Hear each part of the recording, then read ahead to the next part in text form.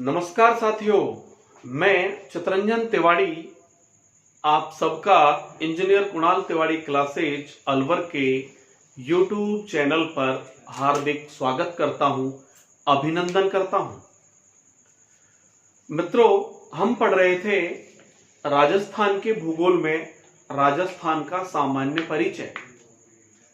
राजस्थान के सामान्य परिचय में आज जो टॉपिक हम आपके लिए लेकर के आए हैं, यह एक थ्योरेटिकल पार्ट है, लेकिन आशा ही नहीं पूर्ण विश्वास है कि यह आपको अच्छा लगेगा और इस पार्ट्स में से क्वेश्चन एग्जाम्स पेपर्स में लगातार पूछे जाते रहे हैं। तो आज जो हमारा टॉपिक होगा वो होगा राजस्थान का नामकरण, यानी कि राजस्थान के लिए कौन कौन से शब्दों का प्रयोग कब कब हुआ। इनमें राजस्थान के लिए जिन शब्दों का प्रयोग है उन शब्दों में प्रमुख नाम आता है राजपूताना का, नाम आता है इसमें राजस्थान का, नाम आता है इसमें रायथान का, नाम आता है इसमें रजवाड़ा, नाम आता है ब्रह्मवर्त और मरुकांतर। तो इन शब्दों का प्रयोग मुख्य रूप से होता है। इनका हम विस्तृत रूप से इस आज के इस पाठ में अध्ययन करेंगे। तो इनके बारे में तो हम डिटेल से वर्णन करने वाले हैं ही। इससे पहले हम थोड़ा थोड़ा इनके बारे में देख लेंगे कि जो ब्रह्मवर्त शब्द का प्रयोग है, तो ब्रह्मवर्त शब्द का प्रयोग ऋग्वेद में मिलता है, और जो मरुकांतर शब्द है, इस मरुकांतर शब्द का प्रयोग रामायण, जो कि आपका एक आदि महाकाव्य है, जिसके रचयिता कौन है? वाल्मीकि। तो वाल्मीकि जी कृत रामायण में इस भूभाग के लिए मरुकांतर शब्द का प्रयोग मिलता है। ये हो गई आपकी ऐतिहासिक बातें, ये ऋग्वेद कालीन बात होगी और ये आदि महाकाव्य रामायण के समय की बात हो गई।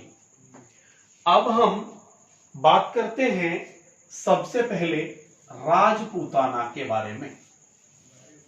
जैसे ही राजपूताना का नाम आया, आप सबके दिमाग में एक व्यक्ति जिनका नाम आ जाता है, और वो व्यक्ति है मित्रों कौन? George Thomas. तो राजपूताना का नाम आते ही नाम आ गया आपके दिमाग में, कौन? George Thomas. इन जॉर्ज थॉमस के लिए कहा जाता है कि सब यही पहले व्यक्ति थे जिन्होंने इस भूभाग के लिए सर्वप्रथम राजपूताना शब्द का प्रयोग किया। ऐसा कहते हैं कि जो जॉर्ज थॉमस थे, ये आयरलैंड के रहने वाले थे। आयरलैंड के रहने वाले थे। राजपूताना में सर्वप्रथम शेखावाटी आए, और इनकी जो मृत्यु है बीकानेर में हुई। कहां पर हुई? बीकानेर में। तो निवासी कहां के हो गए? आयरलैंड के। सर्वप्रथम हमारे यहां इस भूभाग में कहां पर आए? शेखावाटी। और इनकी मृत्यु कहां हो गई? बीकानेर में। मित्रों, इनकी मृत्यु के बारे में कई जगह जब पढ़ा, थोड़ा विरोधाभास देखने को मिलता है। ऐसा कहते हैं कि ये जो राजपूताना में आए, तो ये आए कब? 1758 में। कब आए? 1758 में। ऐसा हमारी पुस्तकें लिखती हैं। और इनकी मृत्यु हो गई कहां? बीकानेर में। लेकिन कुछ अन्य जगह पढ़ते हैं तो इतिहासकारों में मतभेद मिलते हैं। वो ऐसा कहते हैं कि साहब 1756 में तो इनका क्या हुआ था, जन्म। जब 1756 में जन्म हुआ है तो 2 साल के ही कैसे आ सकते हैं, लेकिन हमने बताया आपको कि विरोधाभास मिलता है। और उन पुस्तकों में मिलता है कि ये 1798 में आए, 1798 में आए, और उसके बाद ये 1802 तक यहां पर रहे। यानी कि ऐसा कहते हैं कि 22 फरवरी 1802 को इनकी क्या हो गई, मृत्यु हो गई। क्या हो गई, मृत्यु। और इस मृत्यु के बारे में विरोधाभास देखने को मिलता है कि जो इतिहासकार हैं इनको 22 फरवरी को जो मृत्यु बताते हैं वो बताते हैं बरहामपुर में, बरहामपुर। ये एक नई चीज हमें देखने को मिलती है कि बरहामपुर में साहब इनकी मृत्यु हो गई। ऐसा कहते हैं कि ये कुछ समय तक राजा भी रहे। आपके हरियाणा में हिसार वगैरह, हांसी वगैरह, यहाँ के दुर्ग वुर्ग को इन्होंने जीत लिया था। और कुछ लोग ऐसा बताते हैं हमारे विद्वान साथी कि ये ग्वालियर राज ठिकाने में रहे। लेकिन मैं क्लियर कर दूं आपको कि ग्वालियर राजघराने में जो रहे हैं वो रहे कर्नल जेम्स टॉड। तो मित्रों, ये इनकी एक सामान्य एक जीवनी या जानकारी हुई। अब हम बात करेंगे साहब, इन्होंने इस भूभाग के लिए सर्वप्रथम राजपूताना शब्द का प्रयोग किया। इस बात को हम कैसे माने, तो मैं ये मिटा देता हूं एक बार। तो हमने कहा आपसे कि जो जॉर्ज थॉमस हैं, इन जॉर्ज थॉमस की बात करें तो इन्होंने 1800 ईस्वी में, जॉर्ज थॉमस ने कहा 1800 ईस्वी में सर्वप्रथम इस भूभाग के लिए राजपूताना शब्द का प्रयोग किया। अब हम कैसे माने इस बात को, इसके पीछे भी एक कहानी है। तो इन्हीं जॉर्ज थॉमस के एक मित्र हैं और उन मित्र का नाम है विलियम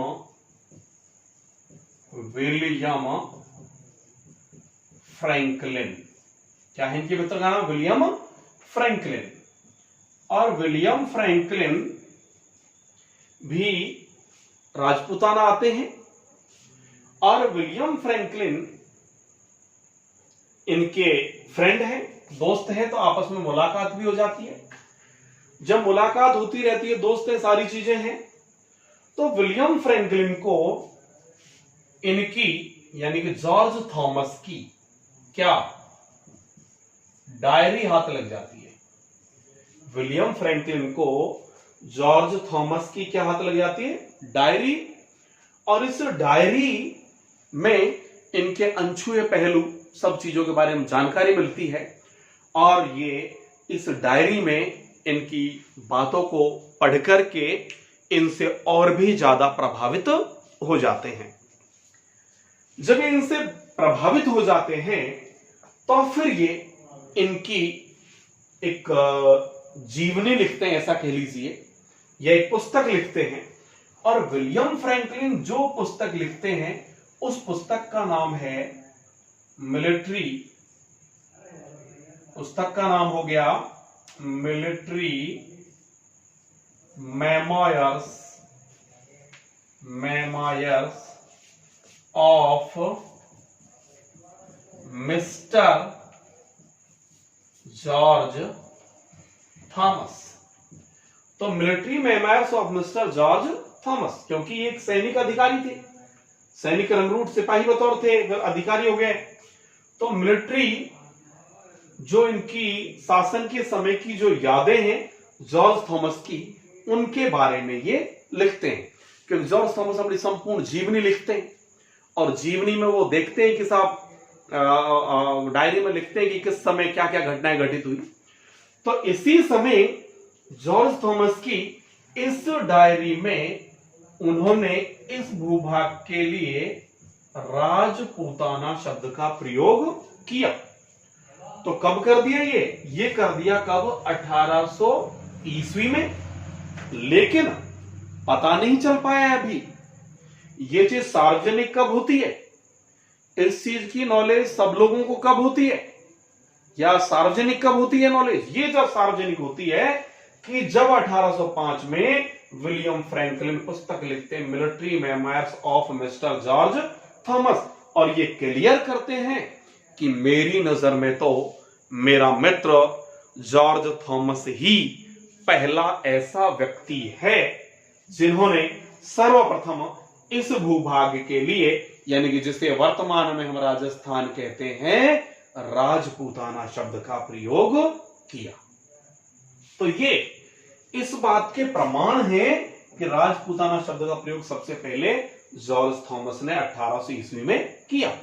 इस पुस्तक का जो एक तरीके से क्या बोले, विमोचन बोल रहे, इस पुस्तक का जो विमोचन किया वो किया लॉर्ड वेले जली ने। किसने किया? लॉर्ड वेले जली के द्वारा इस पुस्तक का क्या किया गया? विमोचन किया गया। तो ये कुछ बातें किसके बारे में थी? जॉर्ज थॉमस के बारे में। अब हम जो बात करेंगे वो करेंगे और आगे की राजपूताना शब्द का प्रयोग किस किसने किसके लिए किया है। और जब हम इसके बारे में बात करते हैं तो आपको याद रहे कि इस भूभाग के लिए कब? 1832 में। 1832 में, और 1832 में मिलता है कि साहब गवर्नर जनरल विलियम बेंटिक ने जब अजमेर में एजीजी का हेड ऑफिस कार्यालय जब स्थापित किया तो एजीजी के पद का नाम रखा AGG for Rajputana. Head office जब स्थापित किया तो एजीजी के पद का नाम एजीजी फॉर राजपूताना, फॉर या ऑफ जो भी प्रयुक्त हो आप देख लीजिएगा। तो यानी कि राजपूताना के लिए एजेंट टू गवर्नर जनरल। कुल मिलाकर के आप लोग देखें कि जब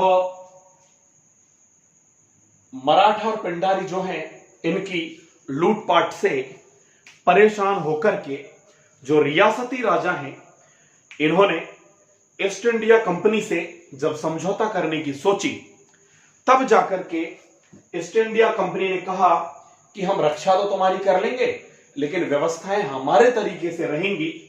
तो ईस्ट इंडिया कंपनी का भारत का जो हेड हुआ करता था वो तो होता था जीजी, बोले तो गवर्नर जनरल, और राजपूताने का जो हेड हुआ करता था वो होता था एजीजी, एजेंट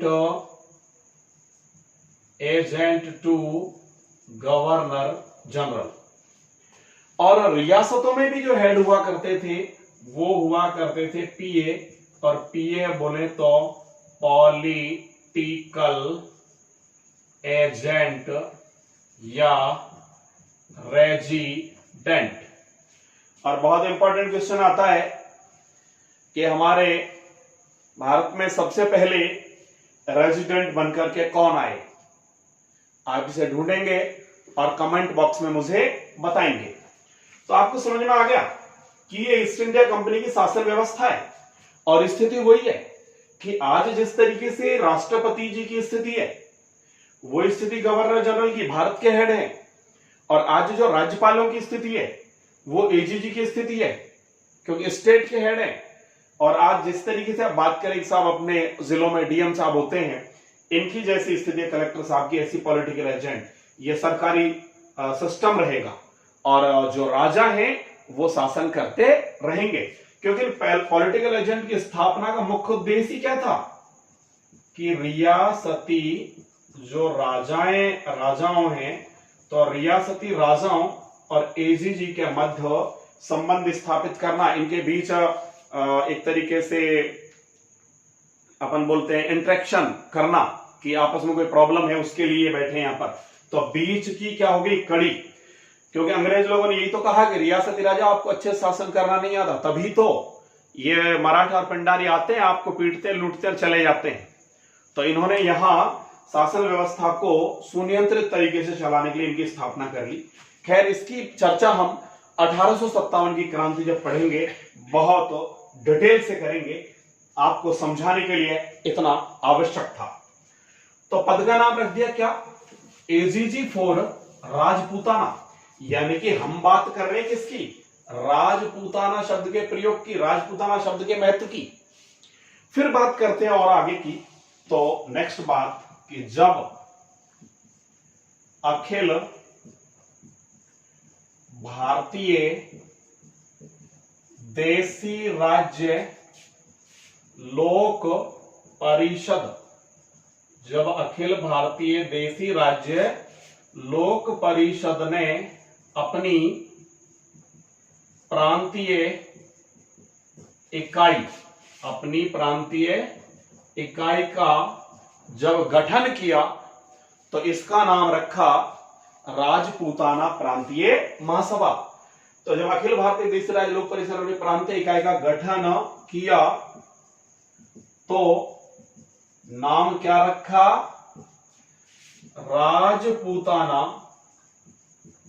प्रांतीय महासभा।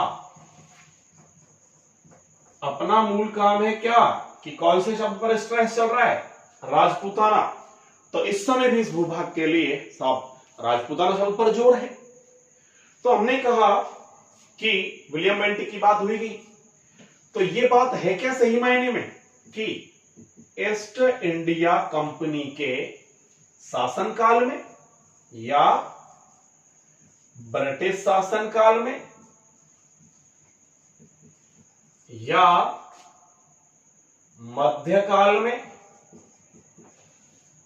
या मुगल काल में।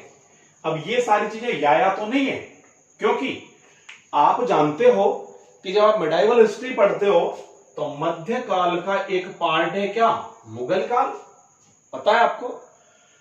और मुगल काल में जहांगीर के समय एंट्री होगी किसकी, ईस्ट इंडिया कंपनी की। तो यानी कि मुगल काल के कुछ हिस्से में कौन रही, ईस्ट इंडिया कंपनी, और बाद में जब क्राउन का शासन लागू हो गया तो फिर वही ब्रिटिश शासन का। तो यानी कि इन बातों का मतलब एक तो नहीं है, लेकिन ये चीजें पैरेलल चली हैं कि मुगल काल में ईस्ट इंडिया कंपनी आ गई, फिर इसके बाद ब्रिटिश शासन हुकूमत लागू हो गई, क्राउन का शासन काल, और मुगल काल मध्यकाल का एक हिस्सा है। तो इनका वही पार्ट जिस समय ये यहां पर रहे हैं, इस समय भी इस भूभाग के लिए मित्रों आपको याद रहे राजपूताना शब्द का प्रयोग किया जाता था। तो एक चीज ये क्लियर होगी आपको। फिर और अगर हम बात करें तो आप लोग देखें कि जब मुगल काल की बात आ गई, तो एक चीज और ध्यान रहे आपको कि जो मुगल इतिहासकार है, कौन है, मुगल इतिहासकार। आप लोग देख रहे हो, अभी आप हमारे राष्ट्र क्षेत्र में बात कर ले कि मुंडावर है, बहरोड है इस तरफ, और पूछ ले किसी लड़के से, अरे छोरा किनका से तू, कोई बूढ़े बड़े बाबा ना, बाबा मैं जाट्टा के हूं। दूसरे से पूछ लिया तू किनका से रे छोरा, बोलो बाबा मैं हीरा के हूं। तो जाटा के, हीरा के, बामणा के, इस तरीके से शब्दों का प्रयोग होता था। तो ये जो मुगल इतिहासकार है, ये राजपूतों को, मुगल इतिहासकार राजपूतों को क्या कहा करते, राजपूता कहा करते। क्या कहा करते, राजपूता। संभवतः यही कारण रहा कि अंग्रेज जो लोग हैं इन्होंने इस भूभाग को राजपूता से क्या कर दिया, राजपूताना, राजपूता से क्या कर दिया, राजपूताना। तो आप इसका एक स्क्रीनशॉट ले लेंगे। इसके बाद छोटी सी बात और आगे की, तो इतनी बात आपको समझ में आएगी, इसमें तो कोई प्रॉब्लम नहीं है। फिर हम बात करते हैं एक घटना और घटित होती है, और वो घटना है मित्रों, स्क्रीनशॉट आसानी से ले लें आप, और वो घटना है कब की। वैसे तो हम आपको ये नोट्स जो हैं बिल्कुल सिस्टमेटिक लिखे हुए पीडीएफ के माध्यम से प्रोवाइड करवा देंगे, लेकिन फिर भी आप लोग जो चीजें नोट करने की हैं, साथ साथ नोटबुक लेकर के जो चीज आपको अच्छी लगती है आप उसे नोट कर लें। अब एक घटना और वो घटना है मित्रों, आपको याद रहे 8 जनवरी सन 47 की। तो 8 जनवरी सन 1947 को जब देसी जो हमारी रियासतें हैं, इन देसी रियासतों के राजाओं ने मिल करके कहां, जयपुर में, देसी रियासतों के राजाओं ने मिलकर के जयपुर में शिक्षा के केंद्र के रूप में बोले तो विश्वविद्यालय की स्थापना की। विश्वविद्यालय की क्या की, स्थापना की। तो विश्वविद्यालय का नाम क्या रखा गया, राजपूताना विश्वविद्यालय।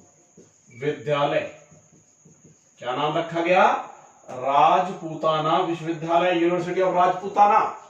तो वही स्ट्रेस कहां चल रहा है, राजपूताना पे।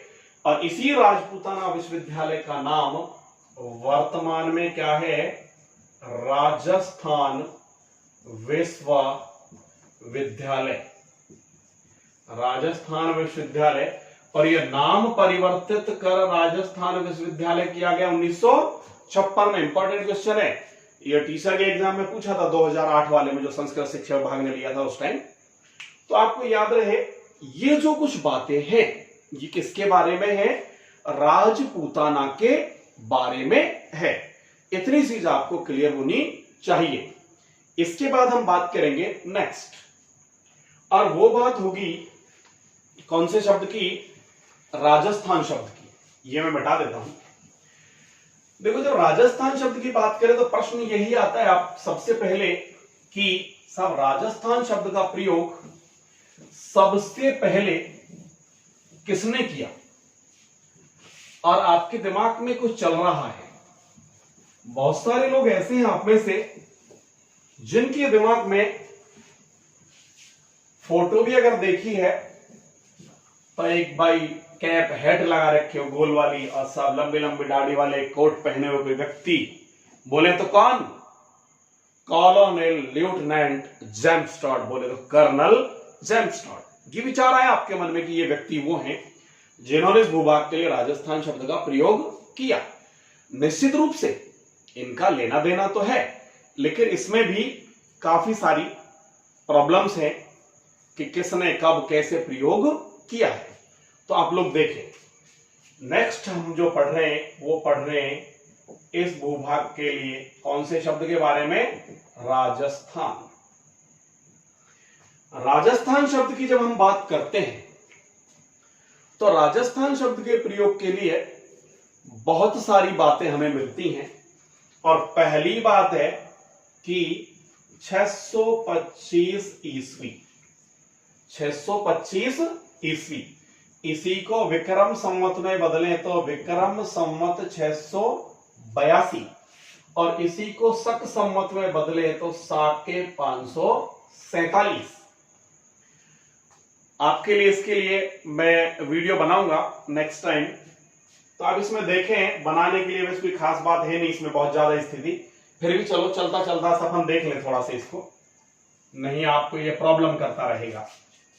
आप लोग देख रहे हैं कि साहब सबसे पहले हो गया आपके विक्रम संवत, फिर हो गया आपके कौन, ईसवी संवत, फिर हो गया आपके कौन साहब, शक संवत। फिर हो गया आपके कौन,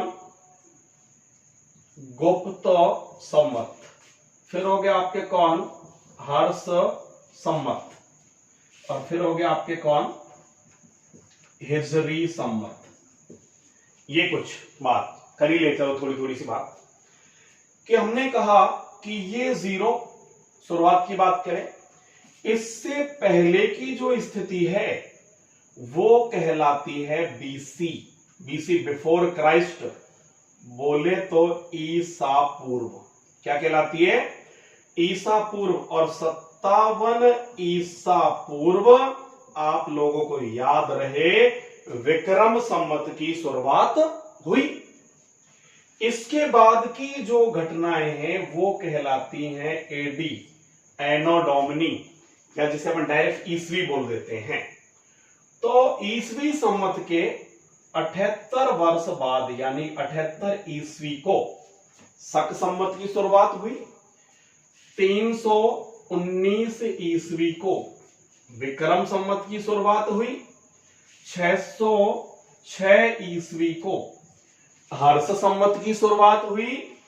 और 622 ईस्वी, डेट में यहां प्रॉब्लम मिलती है, कुछ पुस्तकें लिखती है 15 जुलाई, कुछ पुस्तकें लिखती हैं 17 जुलाई, और यहां तक कि वो 16 भी लिख देती हैं, जो भी है खैर आप याद रखें। लेकिन 622 ईस्वी को शुरुआत हुई किसकी, हिजरी संवत की। और कहते हैं कि इस दिन मोहम्मद पैगंबर साहब ने, मोहम्मद पैगंबर साहब जो हैं, इन्होंने मक्का से मदीना की यात्रा, मक्का से मदीना की यात्रा, जिसे आप बोलते हो हिज्र की यात्रा की, हज जिसे आप बोलते हैं, तो इस दिन शुरुआत होगी।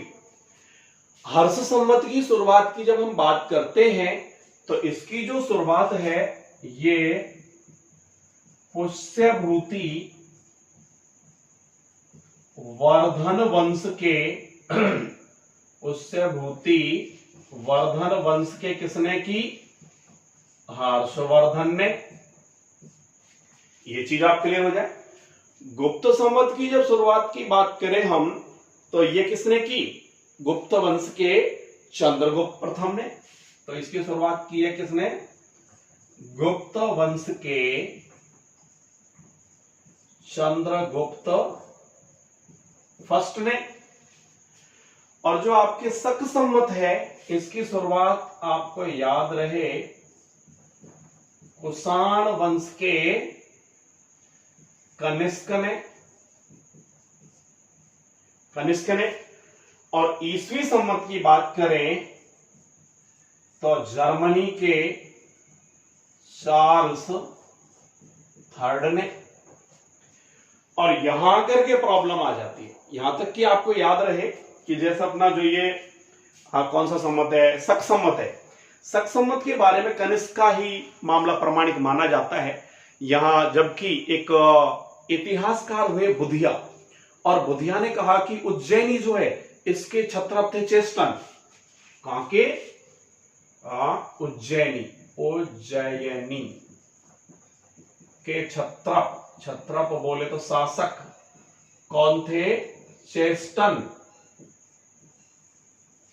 इसने कुषाण वंश की शुरुआत की।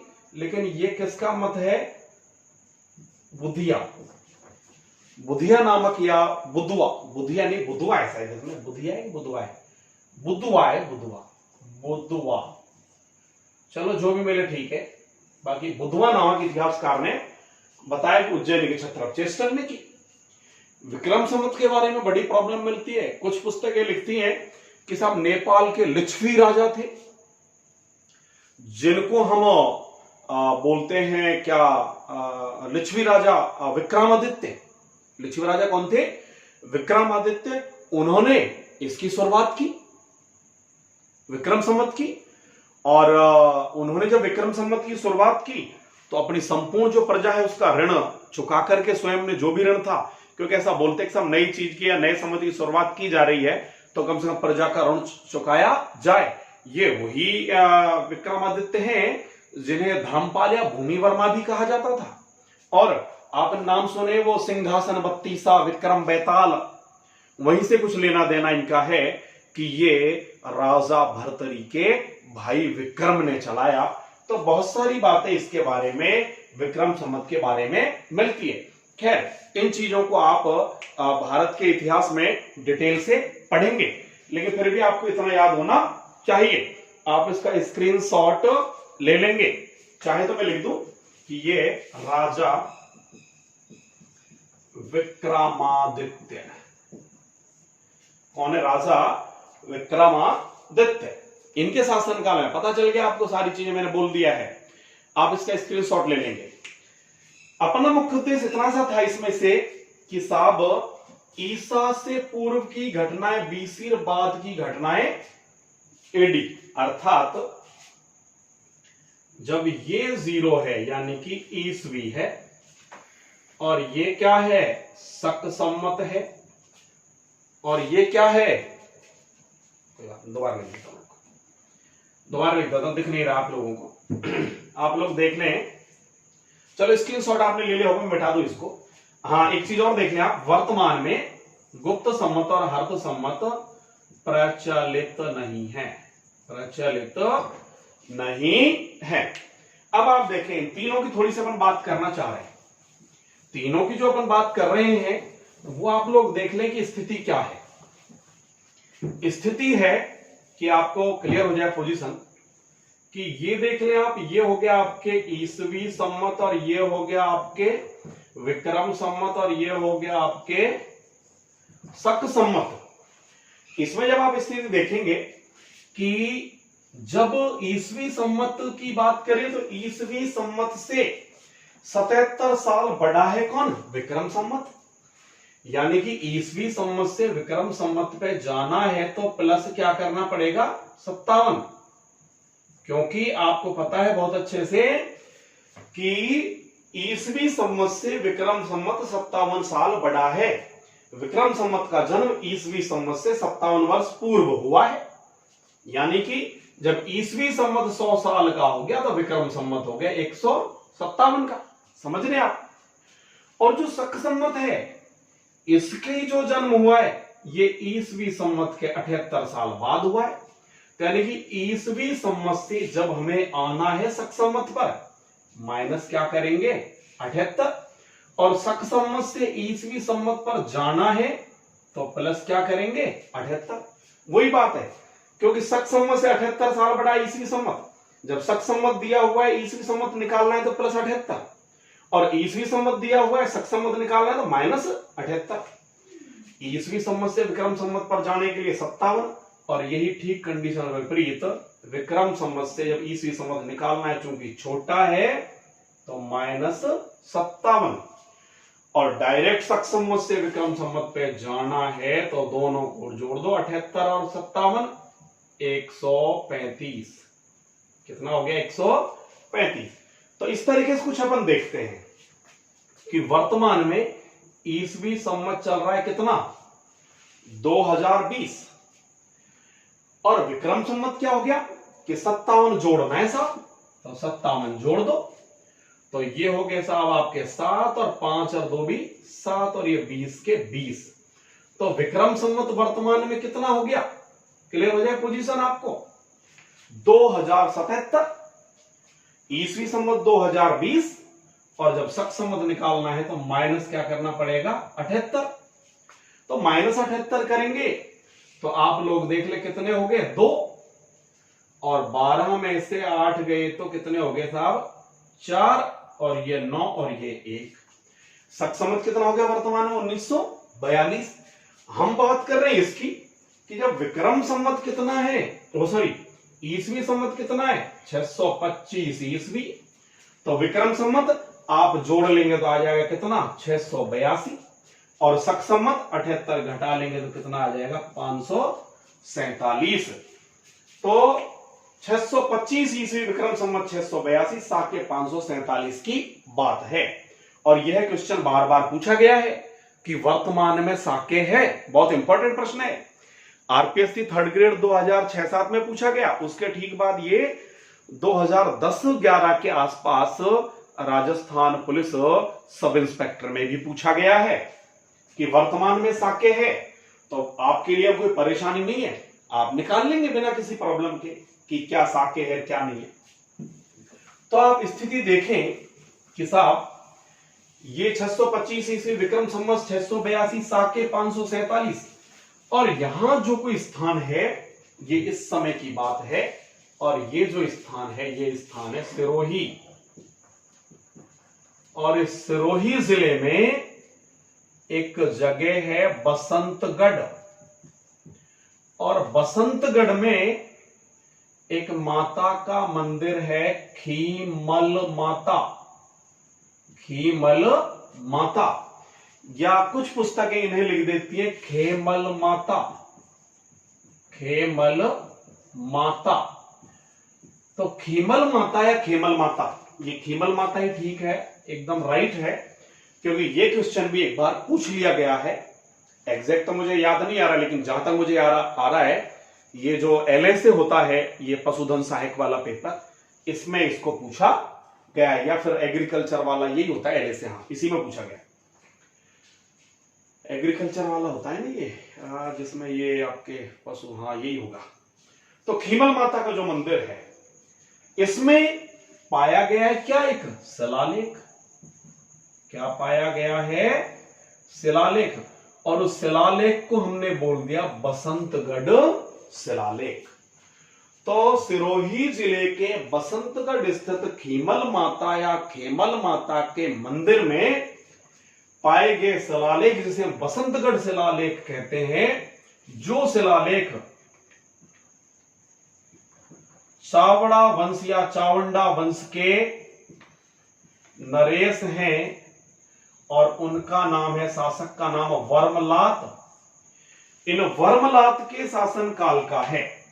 किनके शासन काल का है, वर्मलात के शासन काल का है ये जो शिलालेख है। इस शिलालेख में इस भूभाग के लिए जो शब्द उत्कीर्ण है वो शब्द उत्कीर्ण है राजस्थानी यादित्य। कौन सा शब्द उत्कीर्ण है, राजस्थानी। तो यहां पर बसंतगढ़ में जो हमें ये शिलालेख मिला है, शिलालेख यानी शिला पर लिखा गया लेख, उसमें क्या लिखा मिला है कि साहब ये विक्रम संवत 682 का है, और इस पर लिखा हुआ है चावड़ा वंश के नरेश वर्मलात का उल्लेख है, और इस शिलालेख में राजस्थानी यादित्य शब्द भी लिखा हुआ है। तो इस भूभाग में जिस शब्द का प्रयोग है वो शब्द है राजस्थानी यादित्य, आपको याद रहना चाहिए। तो ये बात आपको क्लियर होगी कि बसंतगढ़ शिलालेख के बारे में क्या स्थिति है। बसंतगढ़ प्रशस्ति कह लीजिए इसे आप, इसमें कहीं कैसी भी कोई प्रॉब्लम किसी को हो तो आप पूछ सकते हैं, बाकी इसमें होगी नहीं। फिर इसके बाद जब हम बात करते हैं तो बात आती है साहब कब की, दूसरी बात आती है 1665 ईस्वी की। और 1665 ईस्वी में जो व्यक्ति हैं, व्यक्ति का नाम है मोहनौत नैणसी, और मोहनौत नैणसी लिखते हैं नैणसीरी ख्यात। क्या लिखते हैं, नैणसीरी ख्यात, या इसको बोल देते हैं मोहनौत नैणसीरी ख्यात, या इसको बोल देते हैं मूता नैणसीरी ख्यात। तो आप लोग देख रहे हैं कि मोहनौत नैणसी और मोहनौत नैणसी पुस्तक लिखते हैं नैणसीरी ख्यात। एक पुस्तक और लिखते हैं ये दूसरी, और वो पुस्तक है मारवाड़ा परगनारी विगत। ये जो मारवाड़ा परगनारी विगत है इनकी एक अन्य पुस्तक, इस पुस्तक में पहली बार व्यवस्थित ढंग से मारवाड़ बोले तो जोधपुर राज्य की व्यवस्थित ढंग से जनगणना की गई है। व्यवस्थित ढंग से क्या की गई है, जनगणना की गई है। एक सरकारी वो है ये गजट कह लीजिए। इसीलिए इस मारवाड़ा परगनारी विगत को आप लोगों को याद रहे, क्या बोलते हैं? राजपूताने का गजेटियर। क्या बोल देते हैं? राजपूताने का गजेटियर। और ये जो मुहणोत नैणसी ख्यात है, जिसमें मुहणोत नैणसी ने इस भूभाग के लिए कौन से शब्द का प्रयोग किया है? राजस्थान शब्द का प्रयोग किया है। इस नैणसी ख्यात को बोलते हैं राजपूताने का।